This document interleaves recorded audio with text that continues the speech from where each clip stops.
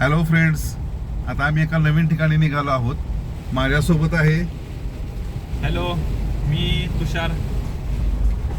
मी Arjun. Hello.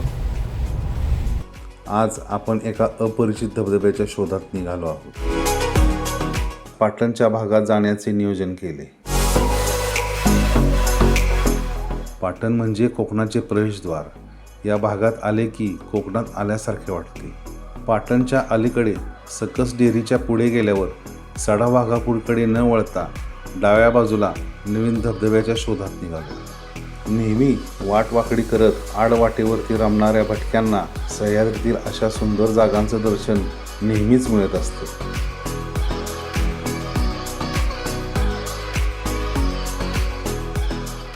अरे हे पहा, आपण केरळला पोचलो. ग्रामपंचायत केरळ. दक्षिण भारतातल्या केरळप्रमाणेच या केरळच्या चहूबाजूंनी फक्त हिरवळ आणि डोंगर, त्यामध्ये नदीचा खळखळणारा प्रवाह.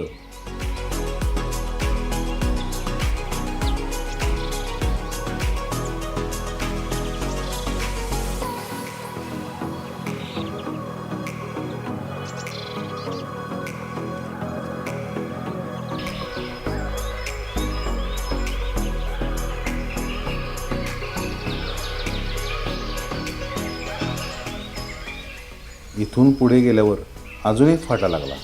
एक मार्ग जळवकडे गेला तर दुसरा धारेश्वरकडे. आम्ही जळवकडे जायचे ठरवले.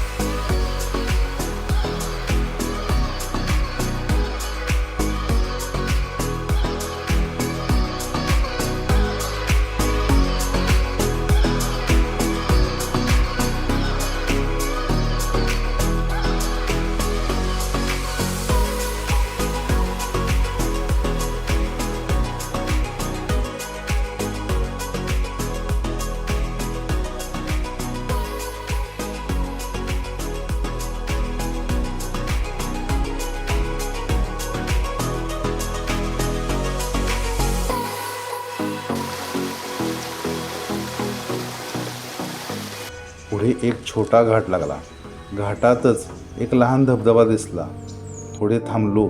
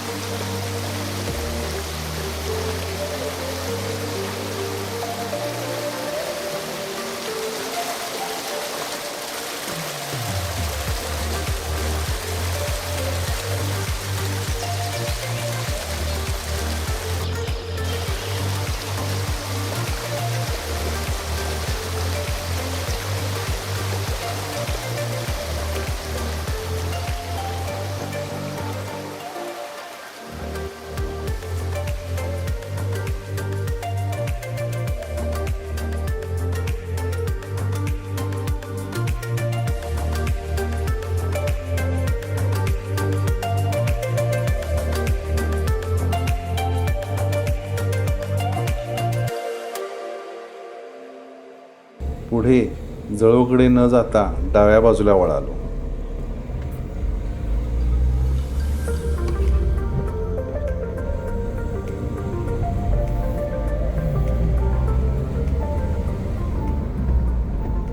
डोंगराच्या कड्यावर असंख्य पवनचक्क्या.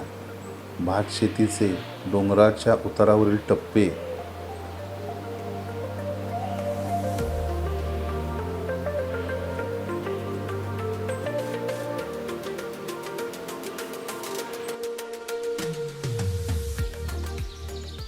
आजूबाजूला हिरवागार वनराई दिसत होती.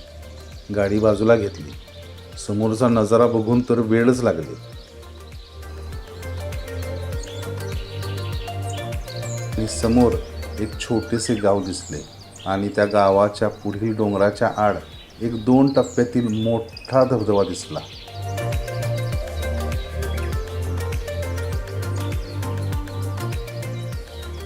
अतिशय सुंदर ठिकाण होते. मग फोटो काढायचा मोह आवरला नाही. भरपूर फोटो काढले.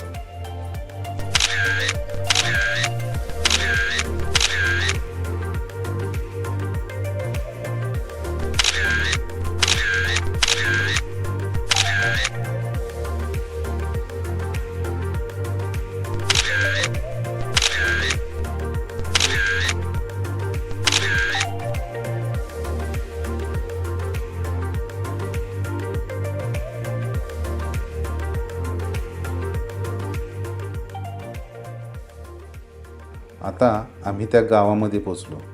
या गावात रस्ता संपला. आम्हाला तो 2 टप्प्यातील धबधबा पाहायचा होता. गावात चौकशी केली असता एकाने आम्हाला धारेश्वर रस्त्याला जाण्यास सांगितले. आम्ही माघारी धारेश्वर रस्त्याला निघालो, तो धबधबा शोधण्यासाठी.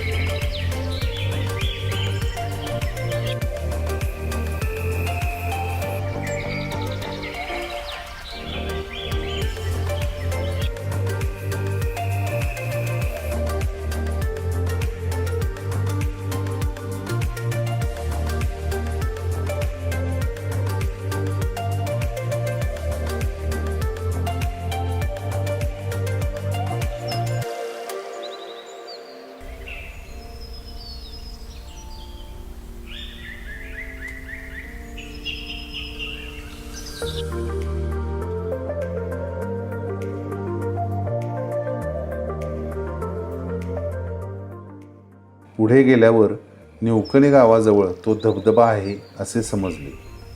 आम्ही एका टेकडीवर पोचलो. येथे विचारणा केली असता येथे एक धबधबा आहे असे सांगितले. समोर अतिशय घनदाट जंगल, संपूर्ण निर्मनुष्य भाग.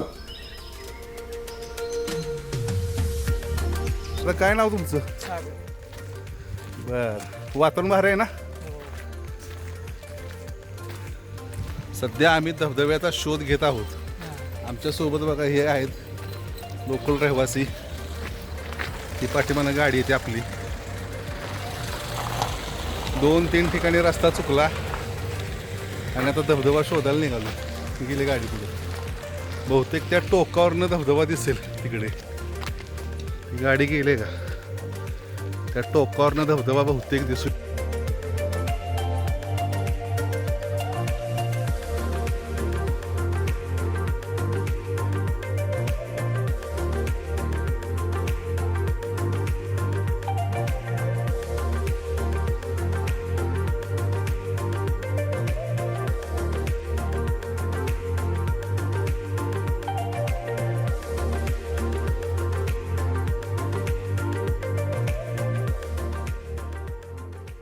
तेथील 2 स्थानिक गुरेराखी भेटले, ज्यांनी पुन्हा तुम्ही आल्यावर आम्ही तुम्हाला धबधब्यापर्यंत नेऊ असे सांगितले.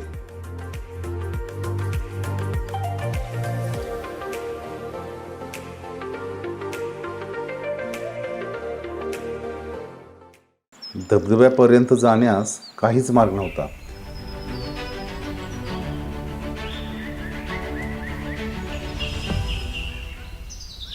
हा धबधबा सहज दिसत नव्हता. त्यासाठी ड्रोन 2 किलोमीटर आत सोडावा लागला.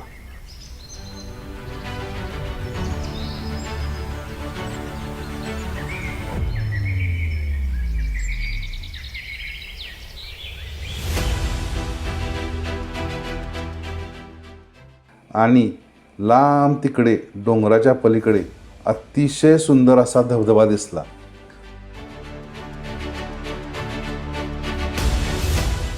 दोन डोंगरांच्या पलीकडे सह्याद्रीच्या कुशीत दडलेला निसर्गाचा अद्भुत चमत्कार आम्ही ड्रोनच्या माध्यमातून पाहत होतो.